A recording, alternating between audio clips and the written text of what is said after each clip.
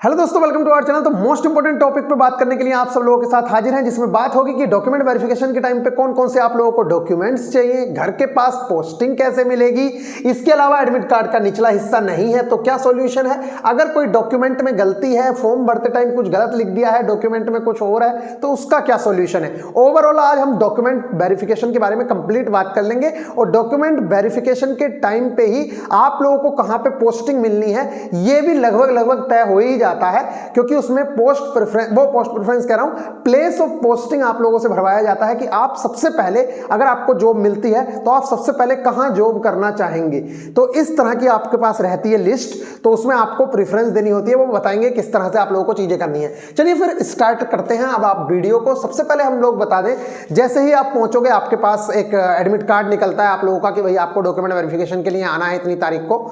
आप जैसे ही वहां पे पहुंचेंगे तो सबसे पहले आप लोग वहां पे बैठे हुए होंगे तो वो आएंगे और आपसे कहेंगे कि इस तरह से, मतलब वो बताएंगे कि 10th की मार्कशीट सबसे ऊपर रख लो, इसके नीचे ये रख लो, एक बंडल बनाना होगा जो कुछ इस तरह से आप लोगों को डॉक्यूमेंट्स चाहिए होंगे, जिसमें सबसे ज्यादा इंपॉर्टेंट है क्योंकि 10th बेस की जॉब है इसलिए 10th का सर्टिफिकेट मोस्ट इंपॉर्टेंट है आप लोगों के लिए।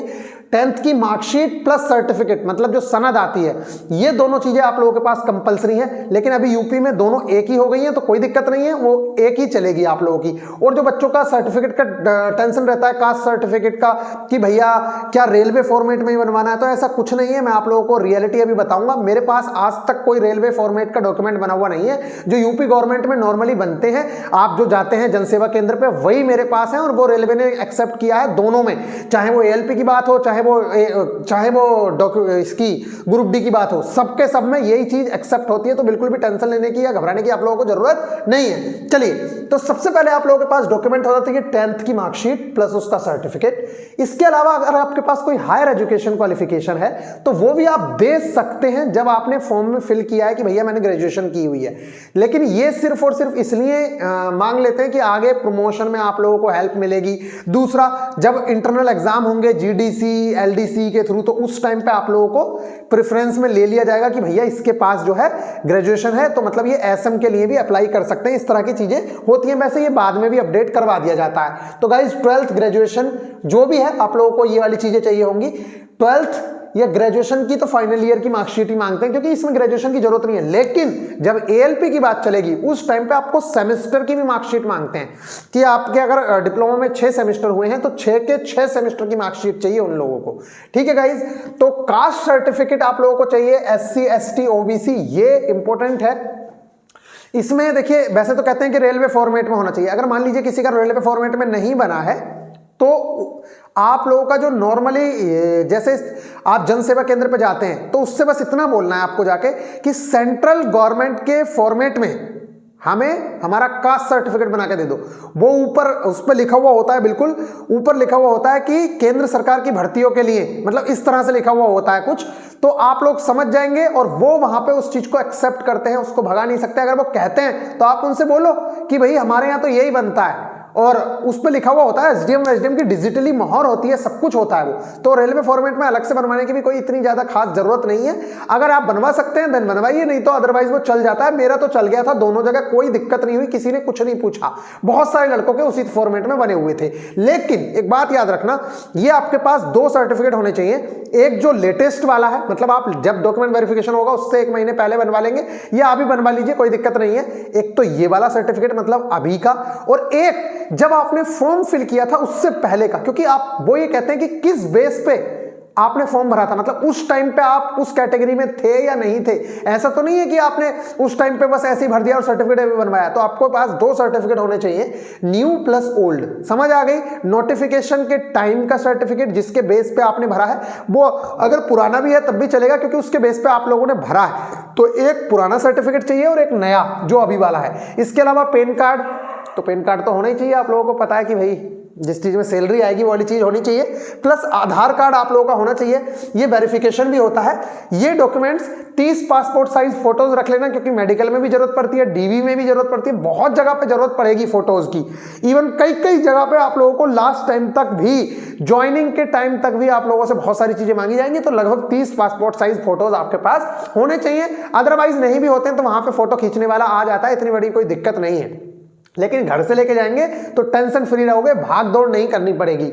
एडमिट कार्ड का निचला हिस्सा, देखिए मैं आप लोगों को इसके प्रति बता दूं सीधी बात, कुछ लोगों पे होता है, कुछ लोगों पे नहीं होता है। कई जगह पे इसको मांगते तक नहीं है और कई जगह पे ये वाली चीज जो है मांगी जाती है। अब मान लो कहीं पे मांगी जा रही है और आपके पास है ही नहीं, तो आप क्या करेंगे फिर?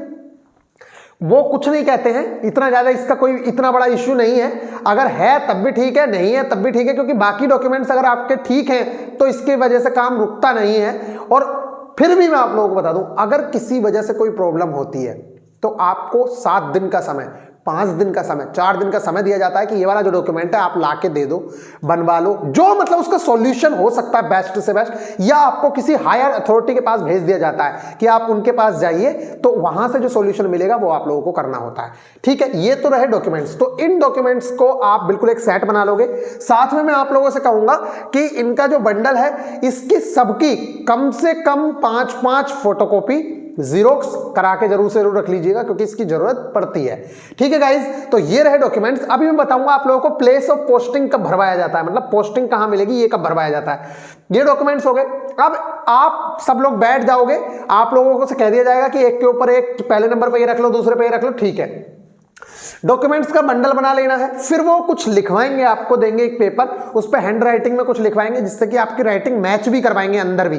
ठीक है, तो फिर आप हैंड राइटिंग लिखवाने के बाद वो कहेंगे बायोमेट्रिक के लिए जाएंगे आपका बायोमेट्रिक होगा, जहां पे डीवी होना होगा वहीं पे पहले आप लोगों का बायोमेट्रिक होगा। जब वो 90% मैच कर जाएगा, फिंगरप्रिंट वगैरह आपकी सारी फिंगर्स लगा के देखेंगे, यहां पे भी बहुत फर्जीवाड़ा अगर किसी ने किया होगा तो यहां पे भी निकलने के पूरे संभावनाएं हैं, और वो निकलते भी हैं लड़के, अगर किसी ने कुछ किया होता है तो बिल्कुल भी टेंशन लेने की आप लोगों को जरूरत नहीं है। अगर आप जेन्युइन हैं तो वैसे तो ये 90% प्लस से ही होता है। अगर आप जेन्युइन है तो आप लोगों को बिल्कुल भी घबराना नहीं है। आपसे कई बार क्वेश्चन भी पूछते हैं कि बताओ तुम्हारा पीईटी कहां हुआ था, क्या नाम है तुम्हारा, तुम्हारे पिताजी का क्या नाम है, मतलब थोड़ा सा डरा के भी पूछ लेते हैं कई बार कि भैया, जिससे कि अगर ये फर्जी है बंदा, क्योंकि आप लोगों के साथ इशू हो रहा होगा तो उन्हें शक होगा, तो वो आप लोगों से पूछ लेंगे कि आपका पीटी कहां हुआ था, ये क्या हुआ।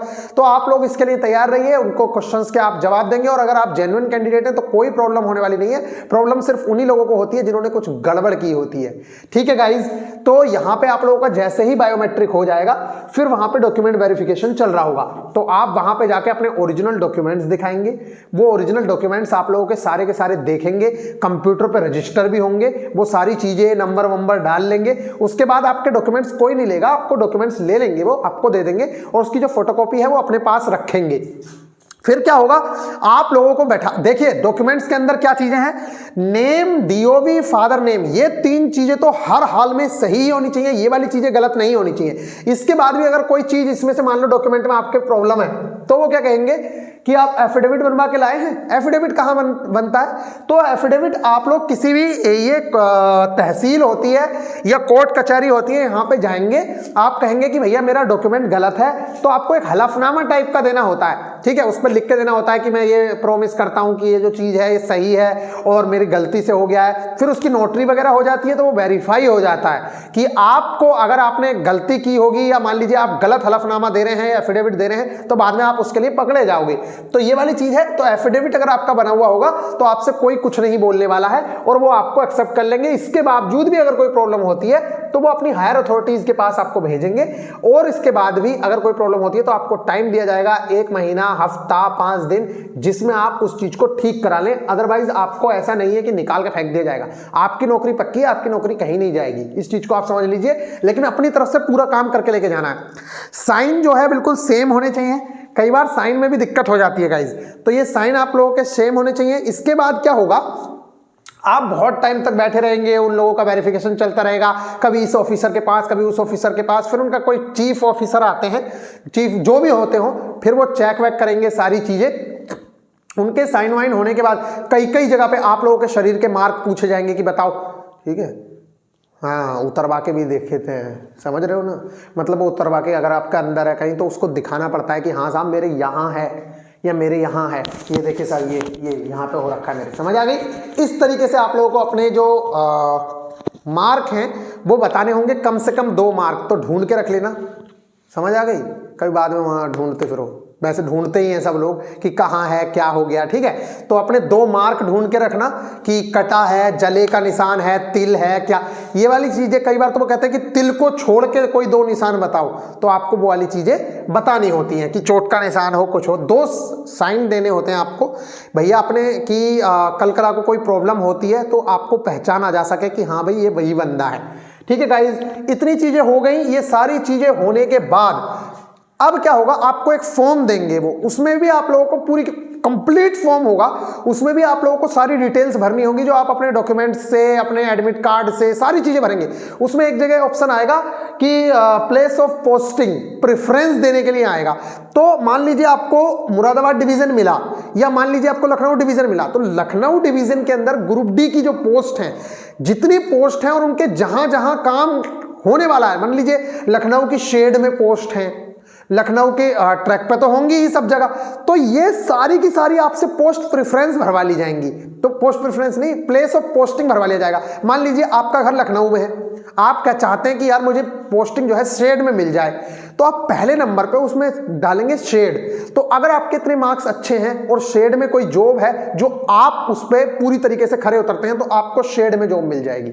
मान लीजिए आपने पहले नंबर पे डाल दिया हरिद्वार या सहारनपुर डाल दिया, ठीक है, सहारनपुर में अगर पास में जॉब है सहारनपुर के किसी स्टेशन पे, तो आपको वहां भेज दिया जाएगा। मतलब जो जैसे ट्रैकमैन बनेंगे, बहुत लड़के ट्रैकमैन बनेंगे, तो आप लोगों की जो प्रायोरिटी होनी चाहिए, पहले आप देख लेना, वहां पे इंटरनेट पे सर्च कर लेना या घर से ही देख के जाना, जैसे ही वो आपको पता चल जाएगा कि कौन सी डिवीजन है, क्या है।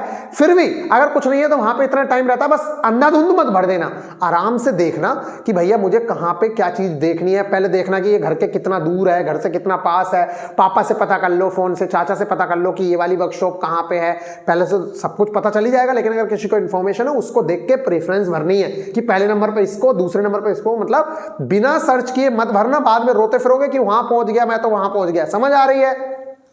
इस तरीके से आप लोगों को वो चीज भरनी होगी। तो उस टाइम पे आप लोगों को प्लेस ऑफ पोस्टिंग का, मैं आप लोगों को बता दूं, कई लड़के थे जब हम डीवी कराने गए, तो एक तो इस चीज पे भी डिपेंड करता है, जैसे मान लीजिए मैं हूं, मैंने भर दिया मुरादाबाद, और मुरादाबाद में जिस पोस्ट पे मुझे पोस्टिंग चाहिए, मान लीजिए मेरा डीजल मैकेनिक हेल्पर है, यहां पे डीजल शेड है ही नहीं, यहां पे डीजल मैकेनिक का काम ही नहीं है, तो फिर आपको वो दूसरी जो प्रेफरेंस आपने भरी है वहां पे है कि नहीं है। अगर वहां भी नहीं है तो वहीं पे जॉब मिलेगी जहां पे वो पोस्ट होगी। सबसे पहली प्रेफरेंस आपकी पोस्ट की, दूसरी प्रेफरेंस वो पोस्ट जो आपने पहले नंबर पे जगह भरी है, क्या वहां पे अवेलेबल है या नहीं। इन चीजों को देख के आप लोगों की भरी जाएगी। तो गाइज आई होप कि आप लोग समझ गए होंगे। तो अपना पूरा का पूरा जो ध्यान है आपको इस चीज पे रखना है कि भैया घर के पास पोस्टिंग मिल जाए। इसके बाद मान लीजिए आपकी कहीं भी पोस्टिंग हो जाती है, तो म्यूचुअल ग्रुप्स हैं, बहुत म्यूचुअल ट्रांसफर के ग्रुप हैं। म्यूचुअल ट्रांसफर का मतलब होता है, जैसे मैं हूं मुरादाबाद में, आप है लखनऊ में, तो आप और मैं अगर सेम पोस्ट पे हैं, आप भी ट्रैकमैन, मैं भी ट्रैकमैन, और आप भी ओबीसी से, मैं भी ओबीसी से, ठीक है, तो इस तरह से आप लोग एक दूसरे से बात करके आप उसकी जगह चले जाओगे, वो आपकी जगह आ जाएगा। आप पॉइंट्समैन, वो भी पॉइंट्समैन, एक दूसरे की जगह पलट सकते हो। इस तरह से चीजें होती हैं। तो ये भी बहुत आसान तरीका है और आजकल ज्यादा से ज्यादा 3 महीने में ये काम हो जाता है। तो 3 महीने के अंदर आप फिर भी घर पहुंच जाओगे। इसके लिए भी हम एक अलग से ग्रुप भी ओपन करवा देंगे। बाकी फेसबुक पे बहुत ग्रुप्स हैं, टेलीग्राम पे ग्रुप्स हैं, जब आप ज्वाइन करोगे तो ये सारे लोग आपको मिल जाएंगे और आप बड़ी ही आसानी से, पहले ही जैसे अभी ग्रुपों में चलता है, हमारा भी 7-7,500 का ग्रुप है, आप वहां पर डिस्कशन करके अपने दोस्तों के साथ म्यूचुअल ट्रांसफर भी ले सकते हो, कोई दिक्कत नहीं है। तो गाइज ये रहा आप लोगों का पूरा इंफॉर्मेशन। इसके अलावा अगर किसी को कोई भी डाउट है, हाँ फिर क्या होगा, ये जो डीबी का जो प्रोसेस है ये लगभग 3 दिन मान के चलिए, क्योंकि 2 दिन कई बार मेडिकल में लग जाते हैं। आप पता चला मेडिकल के लिए डीबी हुआ, डीबी हो गया, डीबी के बाद आपसे कहेंगे मेडिकल के लिए आइएगा। कल को गए आप, डॉक्टर ने ऊपर के 40 का कर लिया, नीचे के 20 लोग रह गए, उनका हो ही नहीं पाया, तो आपको फिर अगले दिन बुलाया जाएगा। इसलिए कम से कम 3-4 दिन का ये प्रोसेस होता है, जिसमें डीबी होगा। डीबी के दिन, जिस दिन आपका डीबी फाइनल होगा, उस दिन आपको एक मेमो दे दिया जाएगा, मेडिकल मेमो। आप वो मेमो लेके अगले दिन आपको बताया जाएगा कि अगर मान लीजिए आपको दूर भेज रहे हैं तो उससे अगले दिन, मतलब एक दिन आपका यात्रा का दे देंगे, उससे अगले दिन आपको रिपोर्ट करना होगा। अगर मान लीजिए कोई बंदा मुरादाबाद का है, उसको मुरादाबाद में डीबी हुआ, मुरादाबाद में, तो आपको अगले दिन ही वहीं पे रहना होगा और आप आएंगे, फिर आपका मेडिकल स्टार्ट होगा। अगली वीडियो जो रहेगी वो कंप्लीट मेडिकल इन्फॉर्मेशन के बारे में रहेगी। तो गाइज अगर किसी को कोई दिक्कत है तो जरूर बताइएगा। लेकिन मैं इतना बता दूं, अगर आपके किसी डॉक्यूमेंट में कोई प्रॉब्लम होती है, देन आपको टाइम दिया जाएगा कि आप ये डॉक्यूमेंट अगले 4 दिन में लाके यहाँ जमा कर दीजिए, अगले 7 दिन में लाके यहाँ जमा कर दीजिए। एफिडेविट नहीं है तब भी आपसे कहा जाएगा कि एफिडेविट लाके आप जमा कर दीजिए। तो बार बार भागने से, कोई पता चला झांसी से आ रहा है कोई तो भागने से अच्छा है पहले से इन डॉक्यूमेंट्स को तैयार रखिएगा। चलिए फिर मिलेंगे नेक्स्ट वीडियो में, ख्याल रखिएगा। और नेक्स्ट वीडियो जो होने वाली है वो धमाकेदार वीडियो होने वाली है मेडिकल पे, कि किस तरीके से आप लोगों का मेडिकल होगा, क्या क्या चीज चेक होता है आप लोगों का। बिल्कुल भी घबराने की जरूरत नहीं है कि किसी की टांग में प्रॉब्लम है, ये है वो, इतना ज्यादा कोई दिक्कत होने वाली नहीं है। बहुत ही ईजी आप लोगों का मेडिकल होगा, बस आंखें आपकी ठीक होनी चाहिए, बाकी कोई दिक्कत नहीं है। और आंखें भी ऐसे नहीं है कि आपसे A1 आंखें मांगी जा रही हैं। A1 सिर्फ ALP के लिए, बाकी के लिए ग्रुप डी में तो बहुत सारी पोस्ट हैं जो C है, जिसमें 6/18 भी चलता है विद ग्लासेस। समझ रहे हो आप, 6/18 विद ग्लासेस भी चलता है। तो चलिए फिर मिलेंगे, शायद मतलब इतना मुझे पता है 6/18 भी शायद ग्लासेस के साथ भी चल जाता है सी मेडिकल में। बाकी मेडिकल का जो स्टैंडर्ड होगा मैं उसमें बताऊंगा आप लोगों को क्या चीजें होनी है। मिलेंगे फिर नेक्स्ट वीडियो में, ख्याल रखिएगा। और इतनी सारी जो चीजें हैं, ये जो डॉक्यूमेंट्स हैं इनके 5-5 फोटोकॉपी जरूर से जरूर रखना, हर डॉक्यूमेंट की। इतने डॉक्यूमेंट्स तो जरूरी है, इसके अलावा कोई डॉक्यूमेंट की शायद जरूरत नहीं है। अगर कोई होगा, और दूसरी चीज ये बता दूं, जब एडमिट कार्ड निकलेंगे तो उसमें आएगा कि भैया ये डॉक्यूमेंट्स आप लोग लेके आए। तो चलिए मिलेंगे फिर नेक्स्ट वीडियो में, ख्याल रखिएगा। बाकी ALP के लिए तैयार रहिए, क्योंकि ग्रुप डी अंत नहीं है, शुरुआत है, और अंत भी ALP पे नहीं होगा। इसलिए याद रखिए, हमेशा आगे बढ़ते रहना है, अपने आप को ऊपर लेके जाना है। तो गाइज हम लोग तैयारी करेंगे फिर ALP की। मिलते हैं नेक्स्ट वीडियो में, ख्याल रखिएगा। ठीक है।